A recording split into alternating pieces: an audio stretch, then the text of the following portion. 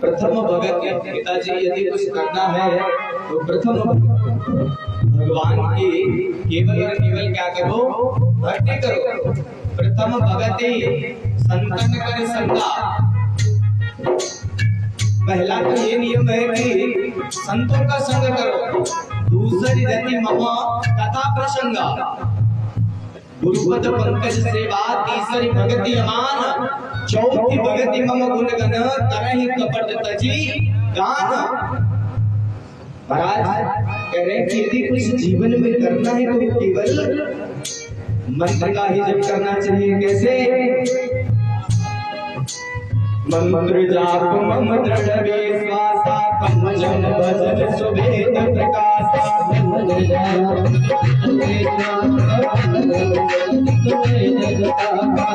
मम दृढ़ विश्वासा, दृढ़ विश्वासा, पंचम भजन सुभेद प्रकाशा।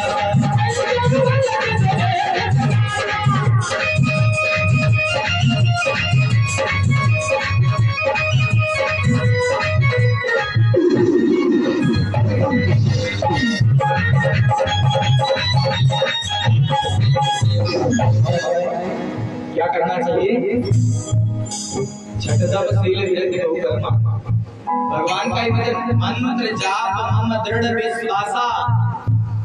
मैं तो केवल यही मानता हूँ कि मंत्र जप करने से केवल इस संसार से मुक्ति प्राप्त हो सकती है। क्या बता? छठदाशील विरक्ति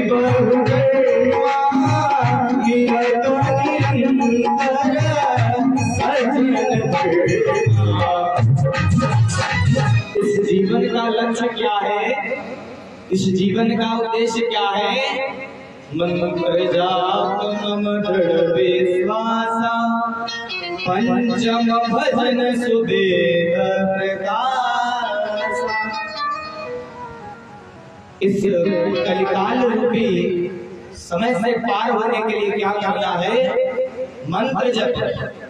आज जैसे ही महाराज सुना कि मेरा पुत्र होने के नाते मैं इसे 5-10 वर्ष की ज्ञान दिलवा करके लाया हूँ और ये मेरे सामने ही क्या क्या बोलते जा रहा है।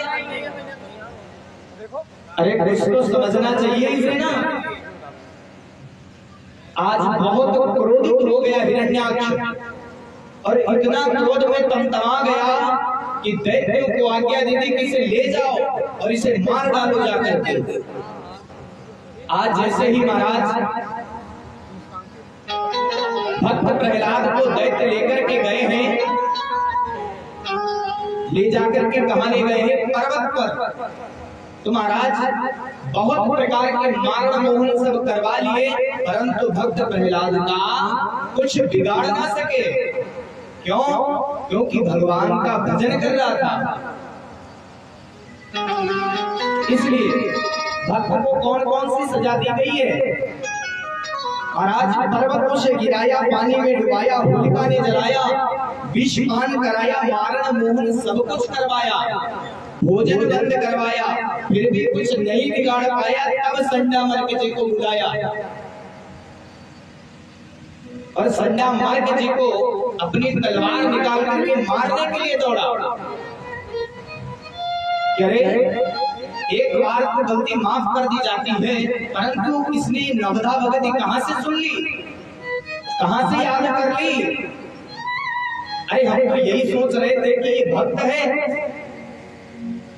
अरे हमने सोचा था कि ये दैत्य बनकर के घर आएगा तो मैं इसे लड़ाने के लिए आगे भेजूंगा, परंतु ये तो मैं जिनका विरोधी हूं उनका भजन कर रहा है।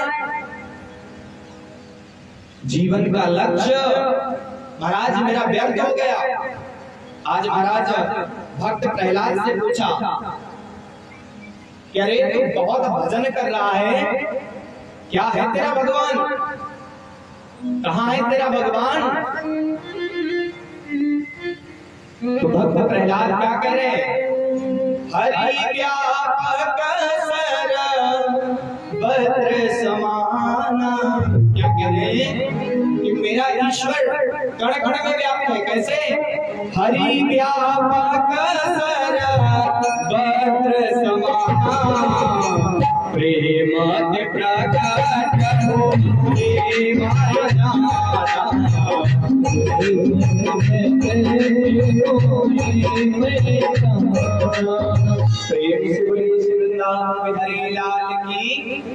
भक्त प्रहलाद ने क्या कहा?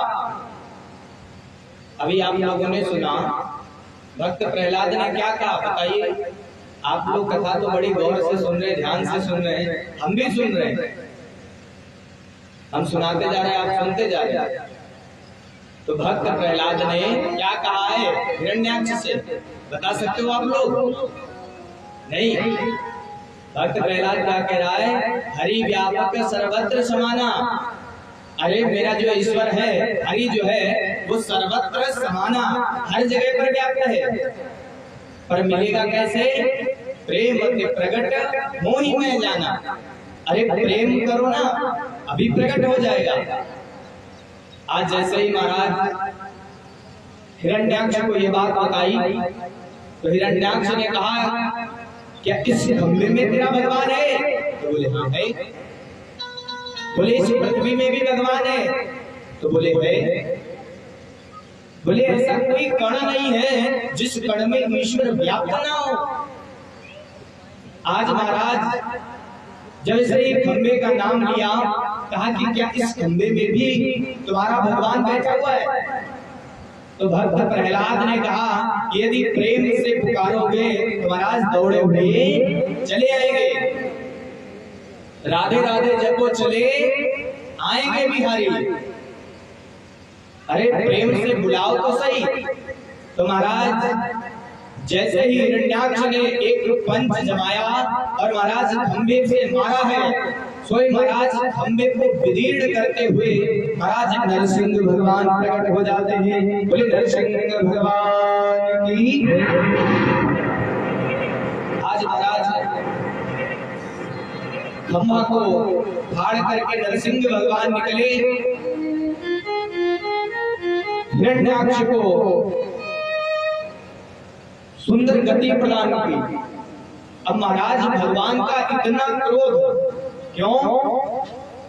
क्योंकि पिता और पुत्र में लड़ाई हो रही थी। पुत्र भक्त था और पिता क्या था? दुश्मन था, दैत्य था। आज महाराज भगवान इतने क्रोध में, नरसिंह भगवान का अर्थ है कि जिनका आधा शरीर नर का और आधा शरीर किसका? सिंह का, शेर का शरीर। जैसे ही महाराज आए तो सभी देवी देवता जो है चिंतित हो गए। करे मैंने रूप तो भगवान के कई सारे देखे हैं, परंतु जो रूप मैं आज देख रहा हूं ना, ये रूप मैंने इससे पहले कभी देखा ही नहीं। आज महाराज बहुत ही प्रेरणा के कारणवश सभी देवी देवता आ रहे हैं, प्रणाम कर रहे हैं और जा रहे हैं, परंतु किसी का गुस्सा शांत नहीं होता है।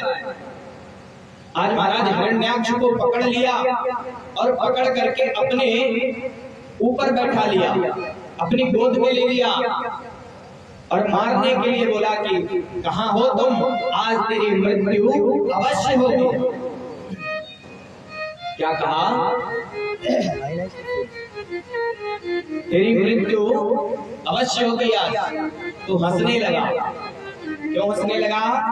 क्योंकि उसको एक वरदान मिल चुका था। कौन सा? नान्तर बहिर्दिवानता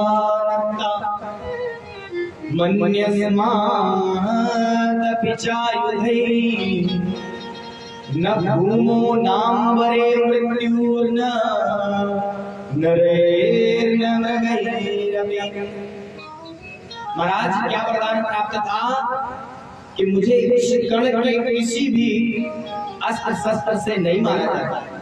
नान्तर बहिर्दिवानता, ना मैं अंदर मरूं, ना मैं बाहर मरूं, ना मैं पृथ्वी पर मरूं, ना मैं आकाश में मरूं, ना मैं दिन में मरूं, ना मैं रात में मरूं।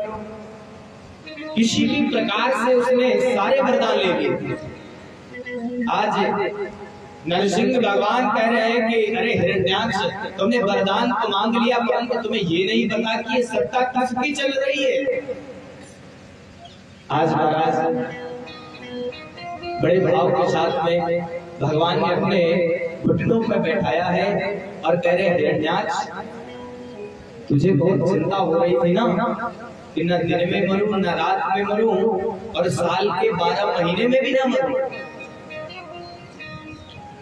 आज देख क्या लगा है, ना दिन है ना रात है।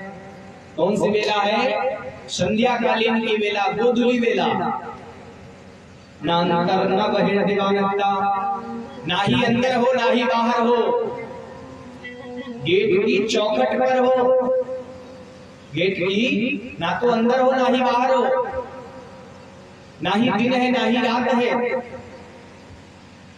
तो बोला मुझे एक और वरदान प्राप्त है। तो बोले वो कौन सा? कहा न नर से मरूं ना पशु से मरूं। तो बोले क्या देख रहे हो? ना मैं नर हूं और ना ही मैं पशु हूं। आज भगवान का कैसा स्वरूप था? नर और सिंह मिलकर के शरीर बने। तब भी वो सोच करके हंसने लगा, बोले फिर भी नहीं मार सकते हो? तो नरसिंह भगवान पूछ रहे अब क्यों नहीं मार सकती, ये बात मुझे बताओ। तो बोले मुझे एक और वरदान प्राप्त है। तो बोले वो कौन सा? तो कहा व्यापे कोई हथियार नहीं, इस संसार का कोई भी अस्त्र शस्त्र मुझे मार ही नहीं सकता। तो नरसिंह भगवान क्या कह रहे हैं? अरे कहां देख रहे हो, मेरे पास कोई अस्त्र शस्त्र नहीं है। ये इतने लंबे लंबे नाखून है ना, ये तेरी सेवा करने के लिए है। आज महाराज सीना चीड़ करके सारी नसों को निकाल करके बाहर फेंक दिया। भगवान के द्वारा, भक्त प्रहलाद के द्वारा गति अच्छी प्राप्त हुई। आज महाराज अधोगति जब प्राप्त हो गई, महाराज शरीर को फेंक दिया। आज भगवान का क्रोध बढ़ता जा रहा था। क्यों? क्योंकि जितना ये जवाल सवाब कर रहा था ना, उससे मेरा मन और भी खिन्नित हो रहा था। आज भगवान को शांत करने के लिए देवी देवता आए, यक्ष गंधर्व जितने थे सभी आ गए। किस लिए? कह रहे मुझे बहुत अच्छे श्लोकों की स्तुति आती है, मैं बोल दूंगा भगवान शांत हो जाएंगे। परंतु नहीं हुआ। क्या? किसी के मंत्र काम नहीं आए, किसी के श्लोक काम में नहीं आए। सभी आए और जितना क्रोध बढ़ता गया, तभी किसी ने बोला कि यदि पति रुष्ट हो तो पति को रुष्ट करने के लिए, प्रसन्न करने के लिए यदि कोई प्रसन्न कर सकता है मनुष्य को, तो वो है कौन? स्त्री। तो महाराज नरसिंह भगवान तो विष्णु का अवतार। तो जब नरसिंह भगवान सभी देवी देवताओं से न प्रसन्न हुए, तब माता लक्ष्मी जी के पास भी जाते हैं और लक्ष्मी जी से क्या कहते हैं कि माता जी वैसे ऐसी बात है, जल्दी चलो और आप उनका क्रोध जो है वो शांत कर दो। तो महाराज कैसे जा रही है माता जी? सुंदर सी झिलमिलाती हुई साड़ी पहन ली है, काजल लगा लिया है, मस्तक पर बिंदी लगा ली है, रोली चंदन अलंकृत होकर के 16 श्रृंगार करके महाराज जा रही है और बड़ा सा आरती का थाल लेकर, 51 आरती का थाल लेकर के पहुंच रही है और मन में सोचती जा रही है किसी से नहीं प्रसन्न हुए पर मुझसे अवश्य ही प्रसन्न हो जाएंगे। आज जैसे ही आरती उतार ही नहीं थी, स्वयं नरसिंह भगवान ने जो एक दहाड़ मारी, एक ही दहाड़ में माता लक्ष्मी जी आरती का थाल वहीं फेंक करके महाराज दौड़ती हुई भागती हुई अपने घर की ओर नजर आई। और वहां पर जब देवता पहुंचे तो देवताओं ने पूछा क्या हुआ माता, आप क्यों वहां से आ गई? तो बताया अरे मैंने रूप तो भगवान के कई सारे देखे, परंतु इतना क्रोध में मैं अपने जीवन में पहली बार देख रही हूँ। क्या देख रही हूँ? जीवन